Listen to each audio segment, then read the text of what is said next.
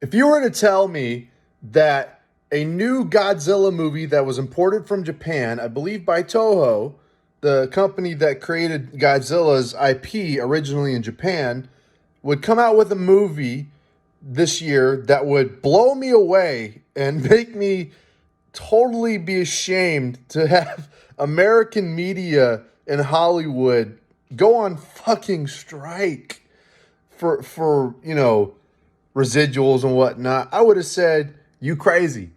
You crazy. Because ain't nothing that's going to be released in theaters ever going to impress me now. Well, I'm here to tell you that Godzilla Minus One was awesome. Go see Godzilla Minus One. It's about a kamikaze pilot in World War II. It takes place between 1945 and 1947, maybe early 50s. I don't remember the exact timeline, but I do know that Godzilla Minus One happens in the early years of Godzilla lore. And this is a movie where I'm just going to go ahead and say right now, there's a few spoilers, but I'm not going to spoil the whole movie because it's really, really good. I think this is a contender for I think, movie of the year. I think this is my current movie of the year as the year comes to a close. Yeah, Godzilla Minus One takes place after World War II. It's about a kamikaze pilot who abandons his post, and the place where he goes to, the island where he was supposed to get refuel on his jet, Godzilla attacks and causes a lot of damage. This is a movie that deals with a lot of survivor's guilt. There's a lot of anti-government sentiment, a lot of anti-war sentiment. It's a movie that's like very complex, and it's not something you get typically from a Godzilla story. That is the crazy thing, is that the humans are the heart and soul of this movie. The humans carry this movie all the way through maybe a 2-hour runtime. I can't even remember the runtime. I didn't really care about the runtime because I was having such a ball. I was having a blast watching this movie. And I recommend it to everybody. I know this is going to be like a short, like a little mini video on Godzilla Minus One. I wasn't going to do like a full breakdown of everything.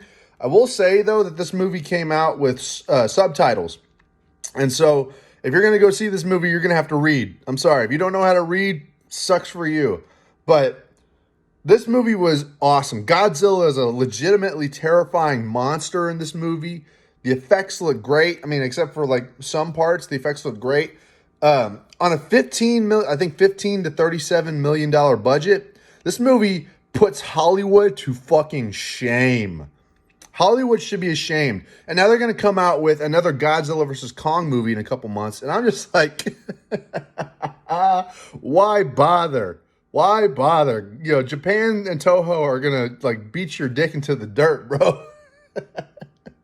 This movie was awesome. It had so many complex themes. It was written with well-acted characters. It was well-written characters. Certainly, like all movies, there are some flaws. No movie is without sin, as CinemaSin would say.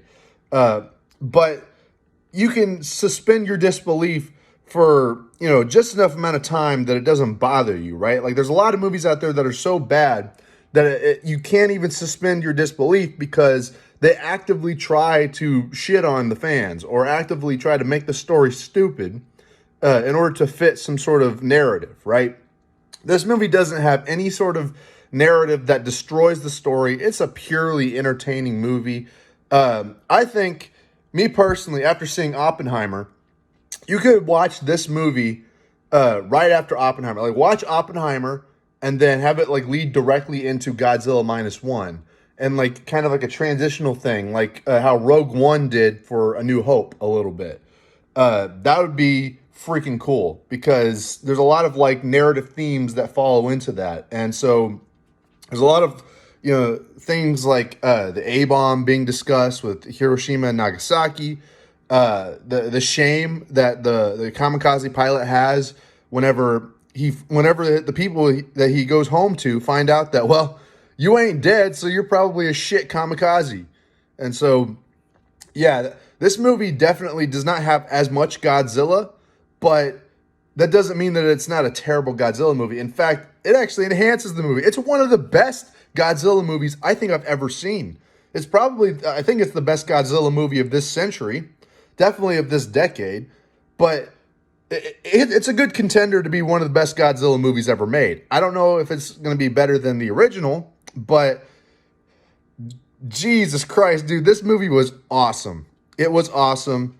I think that everybody should see it at least once in their life. That doesn't have to be in theaters. You know, it doesn't have to be in theaters because, I mean, fuck theaters nowadays. But, dude, Godzilla Minus One. If you want something positive, I know that, you know, the Isaac of the Dead channel is meant for, you know, calling out the dead franchises and whatnot. But, like, every once in a while, something comes along. You give it a nice little shout out, nice little recommendation.